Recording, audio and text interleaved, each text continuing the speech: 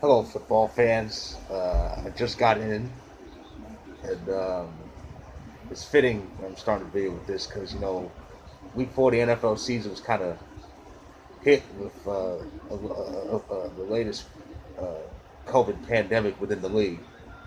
But that's why it's always important to wear one of these. If our so-called president wasn't such a wasn't such a dummy and mocked people who wear these and took this seriously, he would have been the mess he's in. So don't be a Donald. Mask up. And we go from one dummy to another in the form of Bill O'Brien. Houston finally fired him. That collective sigh of relief is what we heard yesterday when Houston fired Bill O'Brien. Houston started 0-4, and it was on Sunday. They went up against another winless team, the form of the Vikings. Houston was at home, but the Vikings trounced them. That was the last straw. Hard to believe that was the last straw, because it certainly wasn't the divisional playoff game last year where they were up 24-0 and still lost by 20. So Bill O'Brien was fired, not only as their coach, but as their GM. Oh, God.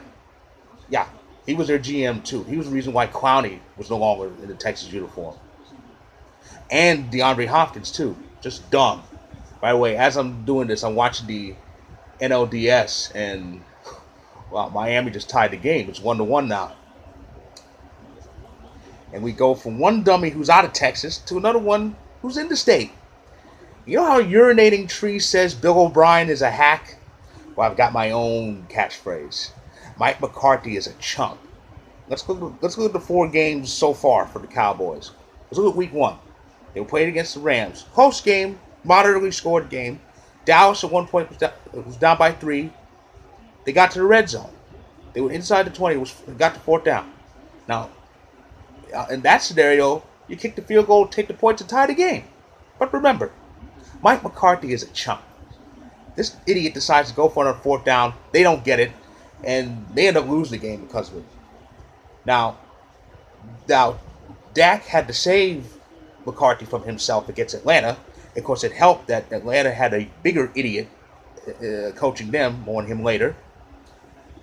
So they're 1-1, and they head to Seattle, facing the Russell Wilson, one of the worst quarterbacks in the league. The reason why he wears number 3 is because that's the highest number you can count to. But as bad and incompetent as Russell Wilson is a quarterback, let's not forget, Mike McCarthy is a chump. And because of his chumpiness, Dallas, for some reason, was getting blown out by Seattle. But Dak, again, pulls rabbits out of his hat. And they actually had a lead that they lost later on. But he tried his best to get back in it, came up short. So they're 1-2. And then let's get to Sunday. At home against the Browns. Now, the Browns aren't the pushovers they have been, but still, it's the Browns. They tend to brown things up.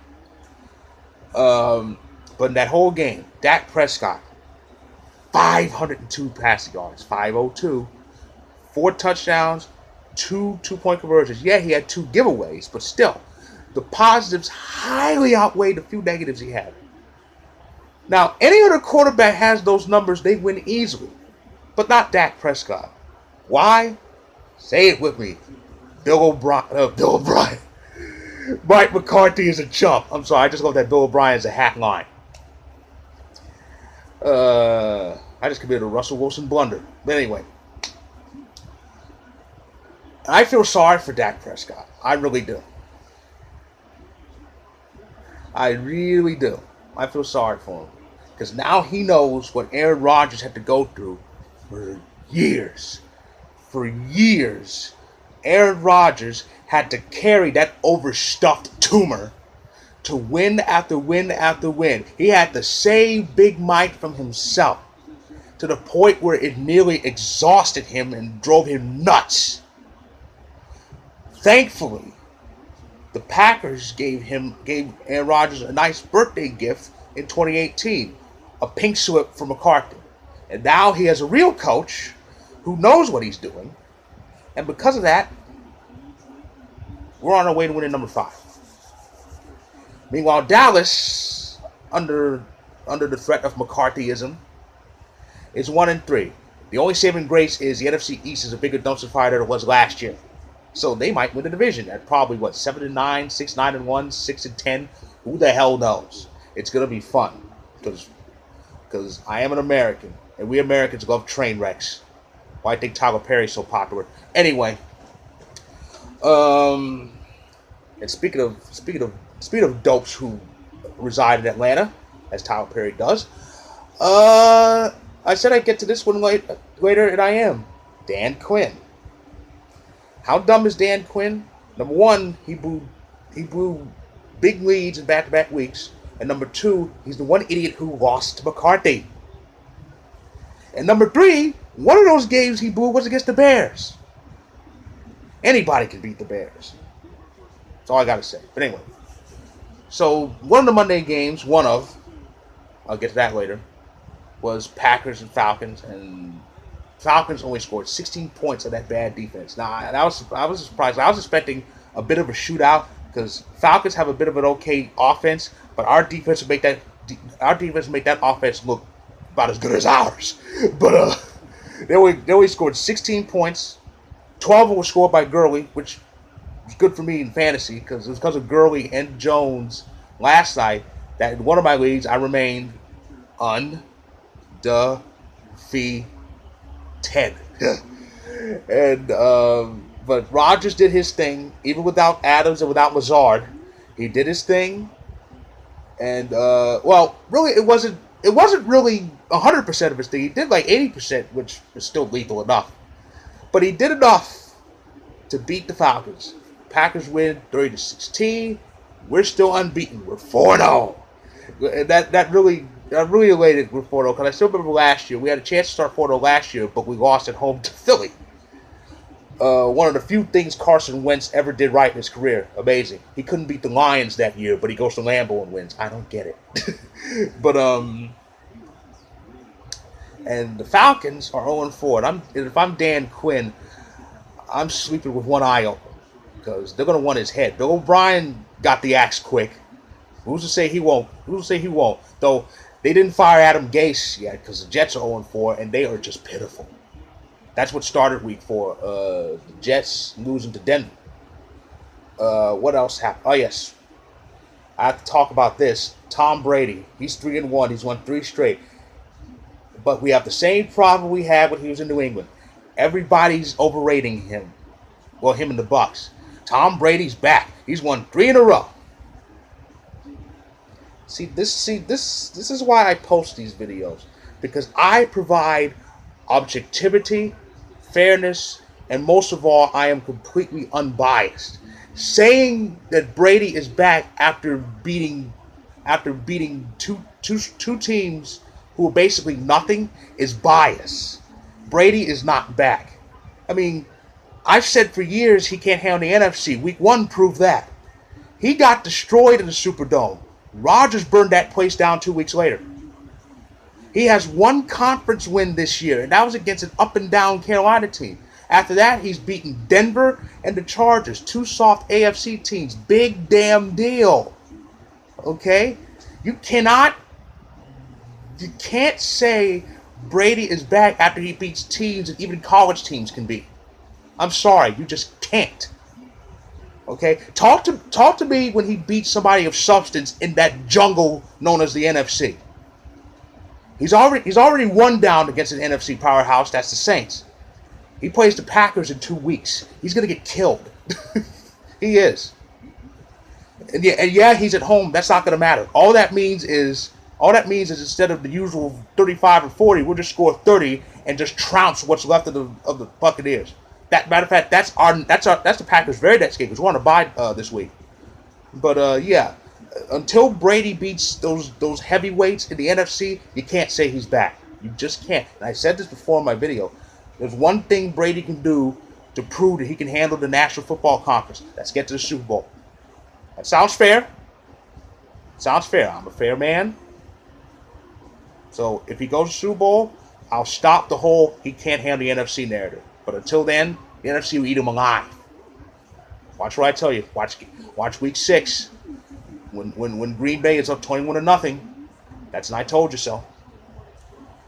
So the Bengals got their first win of the season. Congratulations to them. I'm very happy for Joe Burrow, the #1 draft pick. So he's got 1.5 wins so far. He's unbeaten the last two. Good for him.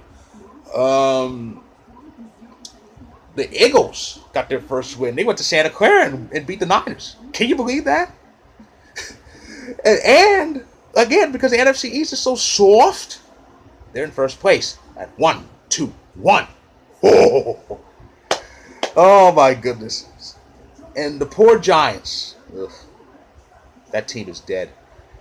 Jared Goff had to do less. Jared Goff did less than the bare minimum, but they won. So the Giants are 0-4. And better news, the Bills are still unbeaten after beating the Raiders. The other Monday game was Patriots and Chiefs. That was moved because of COVID reasons. Cam Newton tested positive, and the backup quarterback for the Chiefs tested positive, so they had to postpone the game. Now, thankfully, it wasn't the bad situation. It wasn't as bad of a situation as Pittsburgh and Tennessee, where they took that game off Week 4 completely. It was only moved to Monday to last night. It was the earlier Monday game. It was on CBS nationally, and it was a bit low. It was low scoring to start, but the Chiefs ran away with it 26-10, so they're 4-0. And Seattle's 4-0, despite Russell Wilson being Russell Wilson, throwing picks again. I'm a Packers fan. I wouldn't know about that. Let me put it this way. The last time Rodgers threw a pick, Vegas didn't have a hockey team. But anyway. So that's pretty much a good bit of what went on in Week 4.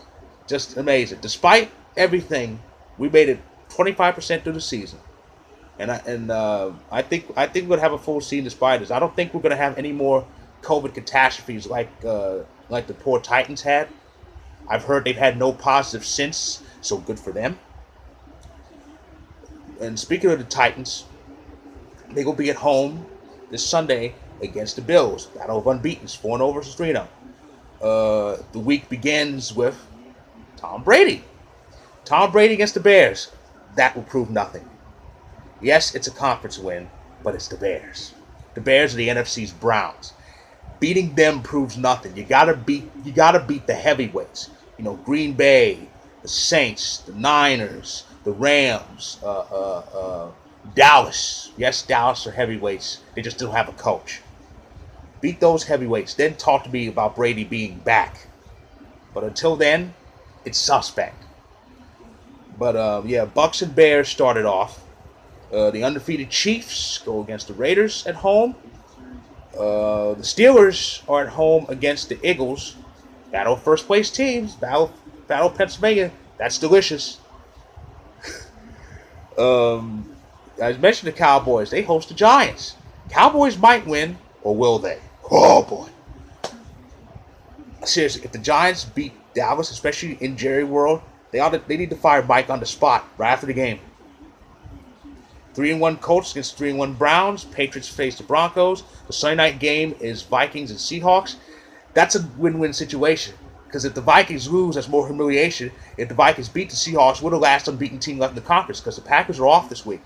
The Monday night game is Chargers and Saints. And that is my recap of week numero cuatro. I will recap week 5 next Tuesday. So with that, I say there's 75% left of the season left. Enjoy it responsibly. And again, stay safe. One of these. And for the football fans, I'll be back next Tuesday.